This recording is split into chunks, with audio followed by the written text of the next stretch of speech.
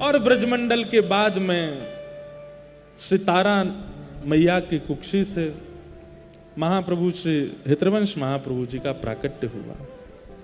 ठाकुर जी ने बाहर जाने ही नहीं दिया ब्रज से। भैया ब्रज में जन्म की बड़ी महिमा है। हमारे आचार्य ने शास्त्रन में रसिकन ने बड़ी महिमा बताई है। लोग बाग विचार करें कि हमारे बालक अच्छे हॉस्पिटल में हों, लेकिन वृंदावन में तो सामान्य से हॉस्पिटल हैं और उनकी वजह से कई लोग वृंदावन में जन्म लेकर के भी बालकों को बाहर जन्म देते। अरे भैया बड़ो अंतर पड़ जाए। ब्रज में जन्म लेनो और ब्रज की सीमा से बाहर जन्म लेनो, या में भी श्री जी की कृपा अकृपा दोनों दिख जाएंगी। और कितने ऐसे रसिक जन हैं जिनके जन्म ब्रज में नहीं भये, लेकिन वे अपने बालकन के जन्म के लिए ब्रजा में यहीं रह में यहीं निवास करें 9 महीना। ब्रज में जन्म की बड़ी महिमा। किंचित ही सही वहां में प्रेम को संचार नेक तो होएगो। इसलिए ठाकुर जी ने तारा मैया के भले ही वृंदावन से बाहर निकल गए, लेकिन ब्रज से बाहर जाने नहीं दिया। और बाद ग्राम में महाप्रभु जी का प्राकट्य हुआ। कुछ दिन वहां निवास करने के बाद फिर वापस देवबंद प्रस्थान कर गए और वहां धीमे धीमे हमारे श्री महाप्रभु जी बड़े हो रहे हैं। लेकिन बाल्यकाल से ही आप में भक्ति के लक्षण गुण दिखने लगे। सब लोग बहुत ध्यान से सुनो।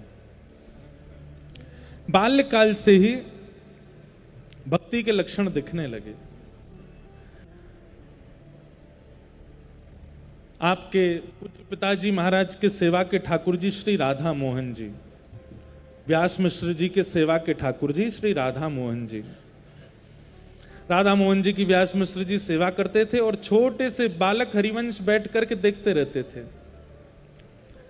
अब बालक हैं, शुद्धि अशुद्धि का ध्यान रखते नहीं है, इसलिए मंदिर परिसर से बाहर बैठे रहते थे, लेकिन वहीं से ही धीमे धीमे ठाकुर जी को निहारते रहते थे हरिवंश बालक। मन में इच्छा होती थी कि पिताजी हमें गोद में लेकर के बैठे तो इनके प्रियालाल जी का हम भी स्पर्श कर लिया करें, हम भी कुछ सेवा करें। चाव बचपन से ही दिखता है।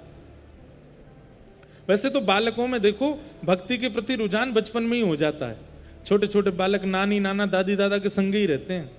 क्यों? मंदिर जाते हैं। छोटे छोटे बच्चों को देखो घंटी के प्रति, ठाकुर जी की आरती के प्रति, मंदिर में कोई स्तुति चल रही उसके प्रति उनका बड़ा रुझान। घुटमुन चलना अगर बालक सीख जाए, उसको आप छोड़ दो और मंदिर में कुछ करने लगो, घंटी घड़ियाल, तो सीधा वहीं जाएगा, वहीं से देखता रहेगा। अच्छा, बालक कुछ सीखे ना सीखे, सबसे पहले ताली बजाना सीख जाता है। ताली जरूर बजाए, कीर्तन करो, भाव गाओ, कुछ भी हो, ताली बजाना सीख जाता है। इसका मतलब क्या है? भक्ति के गुण लगभग बालकों में आते हैं, पर संसारी विषय हम डाल देते हैं उनमें। लेकिन हरिवंश बालक कैसे हैं पता है?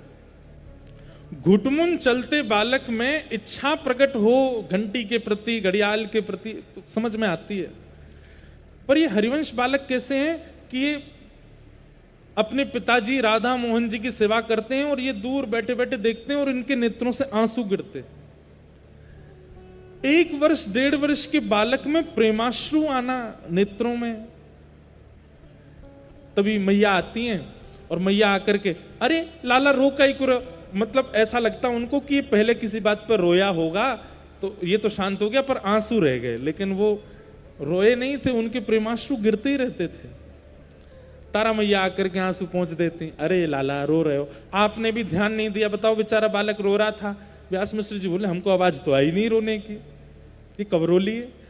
लेकिन श्री बालक हरिवंश तो प्रेमाश्रु में रोते हैं, और प्रेमाश्रु में स्वर नहीं निकलता।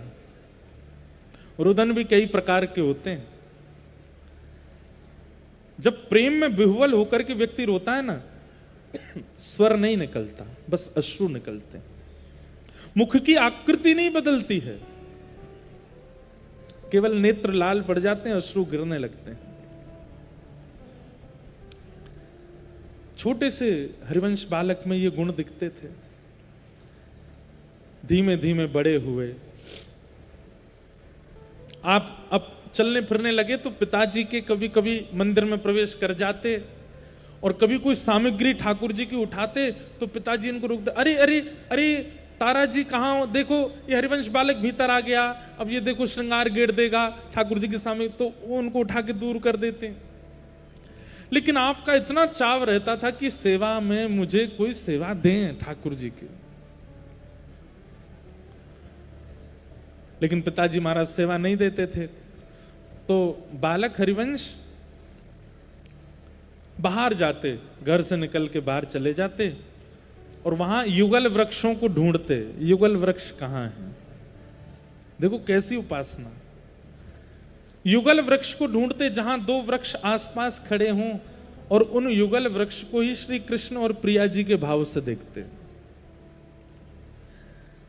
और एक वृक्ष को तो बढ़िया पीतांबरी पहना देते, एक वृक्ष को सुंदर चुनरी उड़ा देते और वहीं बैठ करके पता नहीं क्या, अब छोटे बालक कुछ भी करते हैं एकांत में बैठ करके, तो माता पिता को लगता है ये ऐसे बालक कर रहा है कुछ एकांत में, लेकिन उनकी वो सेवा पद्धति थी।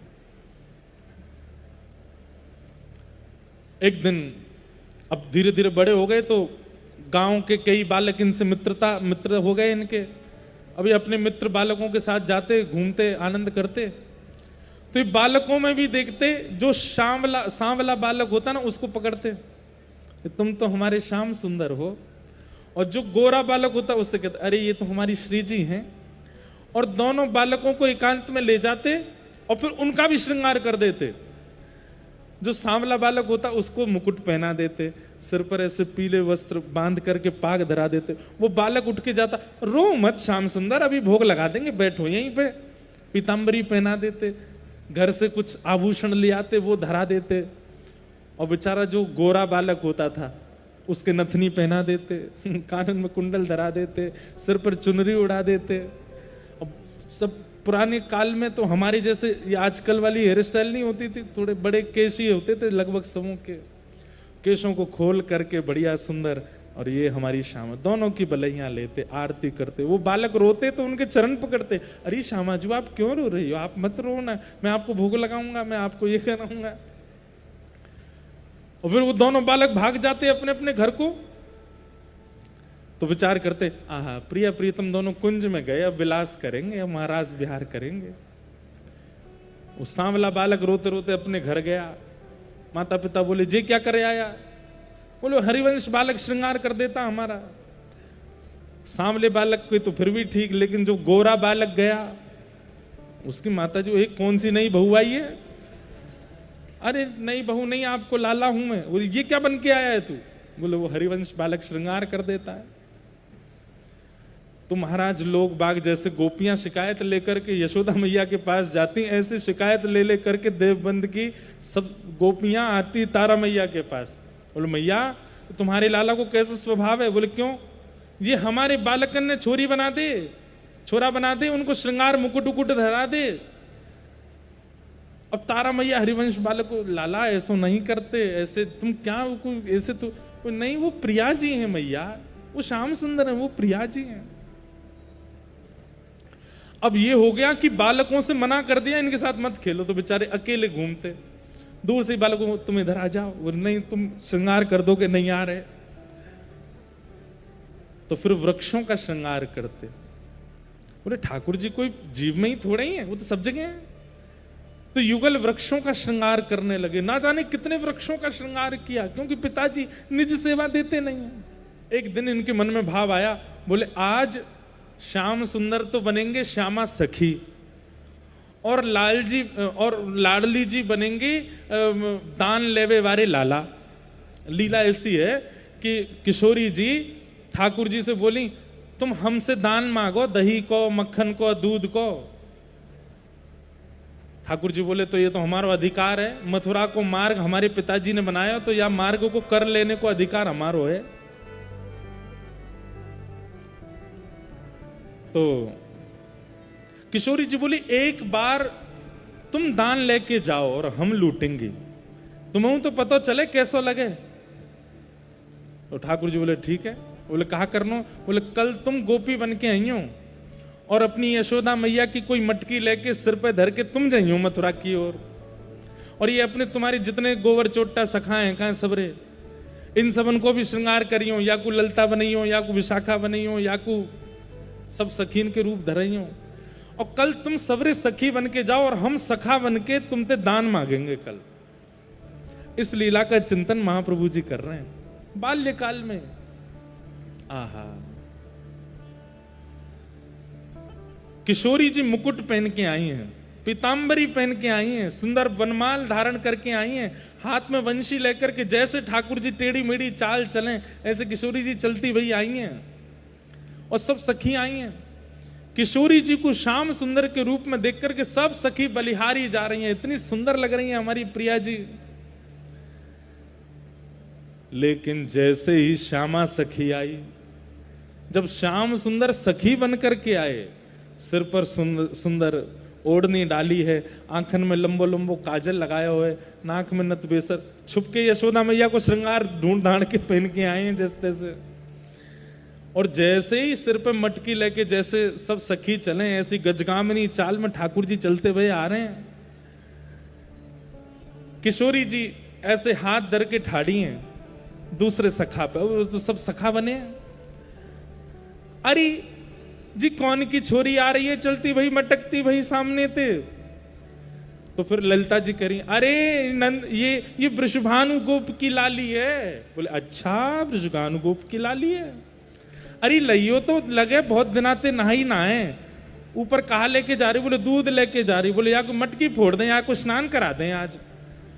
अब सामने ठाकुर जी सुनने, नाय नाय नाय नाय, अरे अरे ठाकुर जी ऐसा मत करियो, मैं भीज जाऊंगी सबरी, दूध में है जाऊंगी। और मेरे पिताजी नई नई साड़ी लेके आए, नई ये लेके, नाय नाय आज तो नवामेंगे। अब ठाकुर जी की तरह गिलोल लेकर के श्री जी पीछे भाग रही हैं, ठाकुर जी आगे भाग रहे हैं। ललिता विशाखा सखा बन करके सब रास्ता रोक रही हैं, पीछे पीछे अपने लहंगाने संभालते हुए मधुमंगल श्री दामाऊ आ रहे हैं, कभी इधर को गिर रहे हैं कभी उधर को गिर रहे हैं। अब इस छवि का दर्शन कर रहे हैं। तो आज हरिवंश महाप्रभु के मन में आया, बोले आज तो यही श्रृंगार होना चाहिए। और युगल वृक्ष के पास जाकर के मुकुट धरा दियो श्री जी को, पीतांबरी धरा दी श्री जी को, पजम्मी धरा दी श्री जी को, और लहंगा चुनरी नथ बेसर ये धरा दी श्याम सुंदर को। क्योंकि जो वाम भाग को वृक्षों को वो ठाकुर जी हैं, और जो दाहिने भाग को वृक्षों को वो किशोरी जी हैं। ठाकुर जी के लिए वाम भाग में किशोरी जी हैं, पर हमारे लिए तो वाम में ठाकुर जी, दाहिने में किशोरी जी। जैसे श्रृंगार किया, आहा कितने सुंदर लग रहे हैं, कितने मनोहर लग रहे हैं, कितने प्यारे लग रहे हैं। आपके पिताजी अपने ठाकुर जी का श्रृंगार कर रहे थे और खिड़की में से देख रहे थे कि हरिवंश बालक श्रृंगार कर रहा है। और तभी वो देखते हैं कि चलो अच्छा है, श्रृंगार ऐसे सीख जाएंगे, फिर कल को ठाकुर जी की सेवा करेंगे। पर आपने विचार किया है, ये वाम भाग के वृक्ष को तो श्री जी का श्रृंगार धराया और दाहिने भाग के वृक्ष को लाला को श्रृंगार धराया हो।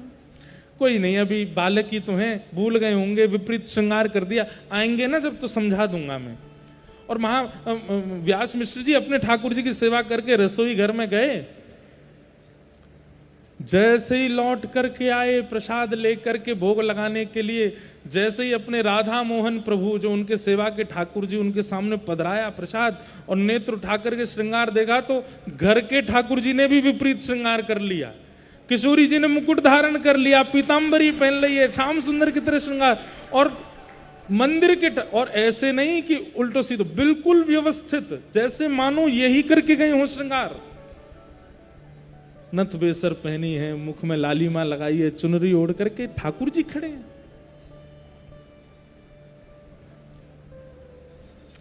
हमारे गोरीलाल कुंज में यही तो भेद है जो सबको पता नहीं है।